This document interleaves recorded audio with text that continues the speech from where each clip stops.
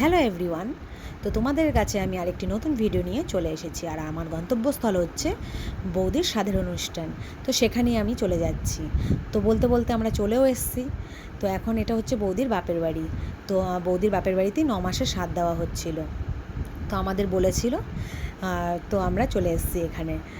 এটা হচ্ছে বৌদির বাপের বাড়ি। তো আমরা ঢুকে পড়ছি। পুচকির হাতে গিফটটা দিয়ে দিয়েছি। আমি বলছি তুই দিয়ে দে মিমিকে। তো চলো, আমাদের সাথে সাথে তোমরাও চলো, দেখো। আর বৌদিকে এতটাই সুন্দর লাগছিল সেদিন, খুব মিষ্টি লাগছিল বৌদিকে। দেখো, এটা হচ্ছে আমার মাসির ছেলে বউ। তো এত সুন্দর লাগছিল। তো ওরই 9 মাসের স্বাদ। ওর আগে একটা ছেলে আছে, তো আমার পুচকির বয়সী, তো অনুবৌদি। তো অনুবৌদির মা হচ্ছে পেছনে কি কাজ করছে, বাড়িতে কাজ ব্যস্ততা আলাদা। তো আমরা বৌদির সাথে একটু কথা বলে নিচ্ছিলাম। তো বৌদি বলছে খেয়ে নিতে, কারণ ফার্স্ট ব্যাচ বসবে। তো আমি বললাম যে ফাঁকা আছে যখন বসেই পড়ি, চলো খাবারটাও তোমাদের সাথে শেয়ার করব। আর ওই যে দাদা হাফ প্যান্ট পরে ঘুরে বেড়াচ্ছে। আর এখানে আমার বৌদি তাই বলছে যে দেখো তোমার দাদাকে কখন থেকে বলছি একটু ভালো ড্রেস পরছে না, হাফ প্যান্ট পরেই ঘুরে বেড়াচ্ছে। তো চলো, পাতে পড়ে গেছে সাদা ভাত গরম গরম। তারপর দিয়ে দিয়েছিল আলুর চিপস আর পাতলা করে আমের ডাল। তো গরমের মধ্যে এই অনেক ভালো, আর ডালটা খুব সুন্দর হয়েছিল। তারপর পড়ে গেছিলো বাঁধাকপি।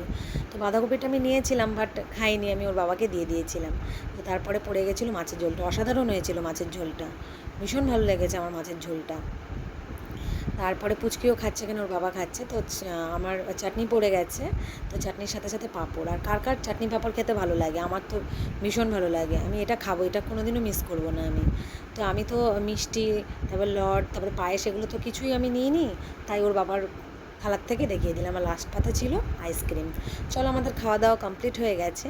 তো এখানে বৌদিদের বাড়ির এই কুকুরটা, তো আমার ভীষণ ভালো লাগে। এগুলো কী কী কুকুর বলে আমি জানি না। এখানে বড় মা চলে এসেছিলো, বাবা চলে এসেছিলো।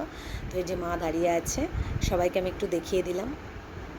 আর দেখো, সবাই চলে এসেছে দুপুরে খাওয়া দাওয়া, যেহেতু দুপুর অনেকটাই দুপুর হয়ে গেছিলো।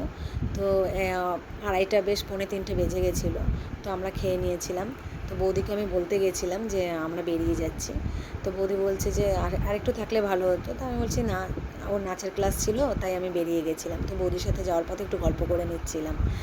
তো আমরা গল্প করি। তোমাদের ভিডিওটা কেমন লাগলো অবশ্যই জানিও, একটা লাইক কমেন্ট করে যেও। চলো, আজকের মতন টাটা।